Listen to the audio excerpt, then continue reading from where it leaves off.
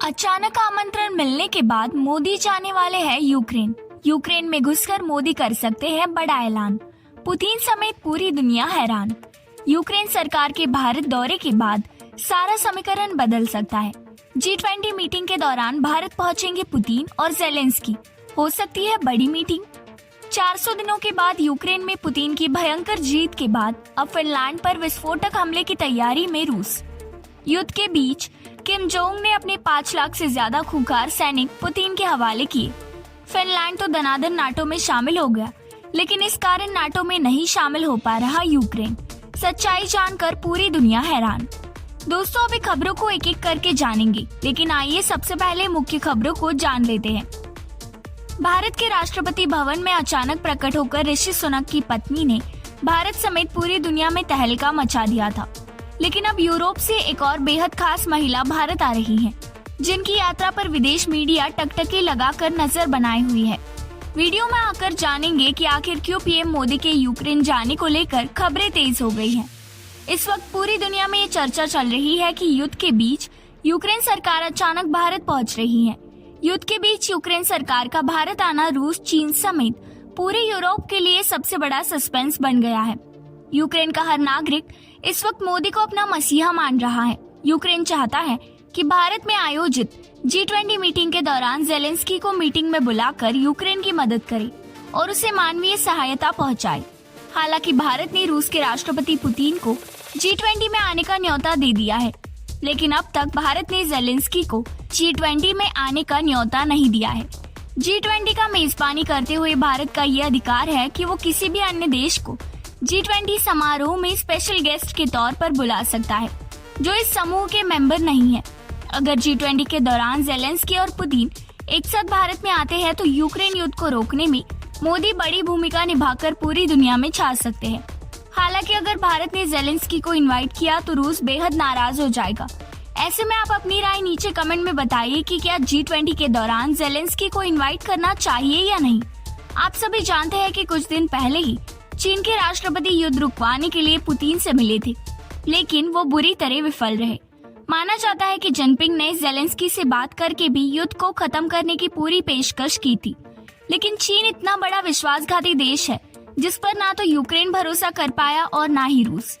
इसी बीच अब पूरी दुनिया की नजर सिर्फ और सिर्फ पीएम मोदी की तरह रुक गई है। चीन के फेल होने के बाद पूरी दुनिया की उम्मीद भारतीय प्रधानमंत्री से अचानक काफी ज्यादा बढ़ गई। उधर रूस भी इस युद्ध को रोकना चाहता है, क्योंकि नाटो उसके दरवाजे पर खड़े होकर गोले दागने वाला है। फिनलैंड में नाटो के घुसने के बाद व्लादिमीर पुतिन बैकफुट पर आ चुके हैं। हाल ही में हमने आपको बताया था कि रूस के सारे सैनिक देश छोड़कर लगातार भाग रहे हैं और रूस के इंडस्ट्रीज में कामगारों की भारी कमी है। पुतिन चाहते हैं कि भारत रूस में ज्यादा से ज्यादा संख्या में कामगार और कर्मचारी को भेजे। अगर भारत ने ये मदद ना भेजी तो रूस की अर्थव्यवस्था पूरी तरह चरमरा जाएगी। खबर तो सामने निकलकर ये भी आ रही है कि अब नॉर्थ कोरिया की कातिल सेना पुतिन की आर्मी को ज्वाइन करने के लिए तैयार है। किम जोंग अपने दोस्त पुतिन के लिए 5 लाख से ज्यादा खूंखार सैनिक भेजने को तैयार हो गए हैं। उधर यूक्रेन भी पिछले कई महीनों से चाह रहा है कि अब इस युद्ध को रोका जाए, लेकिन उसे अब तक कोई भी एक विश्वसनीय मीडिएटर नहीं मिल पाया है। इसी वजह से अब यूक्रेन सरकार ने भारत आने का फैसला किया है और मोदी के कदमों में गिरने को तैयार है। लेकिन इसी बीच युद्ध में और ज्यादा तेजी देखी जा रही है। उधर यूक्रेन रूस के परमाणु ठिकानों पर ड्रोन से बम बरसाने की तैयारी कर रहा है। वहीं दूसरी तरफ रूस भी यूक्रेन के ऊपर बहुत बड़ा थर्मल बम फेंकने जा रहा है, जिससे कम से कम 3000 डिग्री का तापमान पैदा होगा और यूक्रेन में सब कुछ जलकर भस्म हो जाएगा। उधर यूक्रेन को लेकर नाटो में भयंकर उठापटक जारी है। आपको बता दें कि इसी साल जून जुलाई में नाटो का एक बेहद खुफिया मीटिंग होने वाला है, जिसमें ज़ेलेंस्की को इनवाइट किया गया है। लेकिन नाटो मेंबर हंगरी जैसे देश नहीं चाहते कि नाटो बैठक में ज़ेलेंस्की को बुलाया जाए। नाटो के बीच तालमेल की कमी के कारण ही आज यूक्रेन युद्ध का संकट झेल रहा है, क्योंकि यूक्रेन ने तो 2008 में ही नाटो से जुड़ने का एप्लीकेशन दिया था, लेकिन उसे आज तक नाटो मेंबर नहीं बनाया गया। दूसरी तरफ फिनलैंड ने 2022 में नाटो से जुड़ने का एप्लीकेशन दिया और उसे फटाफट 2023 में नाटो मेंबर बना लिया गया।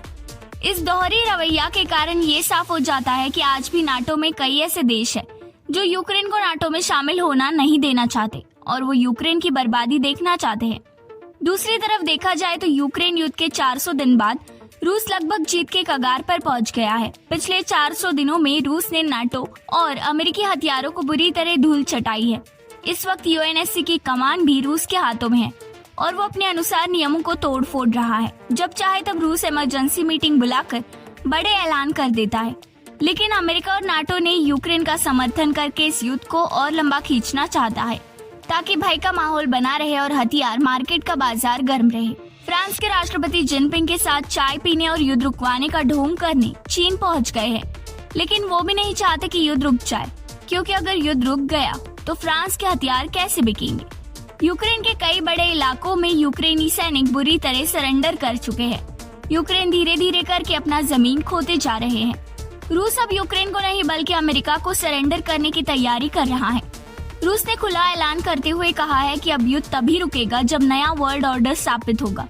मतलब साफ है, रूस तब तक युद्ध जारी रखेगा जब तक दुनिया में अमेरिका का दबदबा खत्म नहीं हो जाता।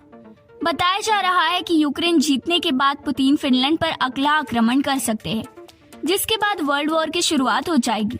फिनलैंड पर आक्रमण करके पुतिन अपनी हैसियत नाटो को दिखाना चाह रहे हैं और बताना चाह रहे हैं कि अब वे नाटो से डरने वाले नहीं। इन सभी घटनाक्रमों को देखते हुए यूक्रेन बेहद डरा हुआ है और वो मोदी की शरण में आने को तैयार हो गया है। यूक्रेन की प्रथम उप विदेश मंत्री एमिन ज़ापरोवा 4 दिवसीय यात्रा पर भारत आ रही हैं। पिछले साल रूस यूक्रेन के बीच शुरू हुए युद्ध के बाद पूर्वी यूरोपीय देश की ये पहली आधिकारिक यात्रा है।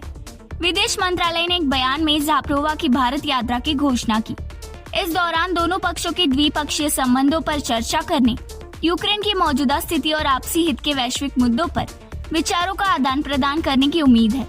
वहीं माना जा रहा है कि वो प्रधानमंत्री नरेंद्र मोदी को यूक्रेन आने का निमंत्रण दे सकती है, जिसके बाद सवाल उठ रहे हैं कि क्या प्रधानमंत्री मोदी यूक्रेन जाएंगे, क्योंकि मानवीय सहायता के आधार पर जापान, अमेरिका, ब्रिटेन के राष्ट्राध्यक्ष यूक्रेन पहुंचकर अपनी संवेदना व्यक्त किए हैं। ऐसे में क्या आपको लगता है कि मोदी यूक्रेन जाएंगे या नहीं? आप अपनी राय नीचे कमेंट में बताइए।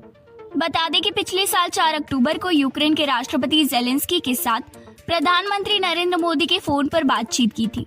तब पीएम मोदी ने कहा था कि युद्ध का कोई सैन्य समाधान नहीं हो सकता है और भारत किसी भी शांति प्रयासों में योगदान देने के लिए तैयार है। हालांकि भारत ने अभी तक यूक्रेन पर रूसी हमले की निंदा नहीं की है और ये कहता रहा है कि संकट को कूटनीति और बातचीत के माध्यम से हल किया जाना चाहिए।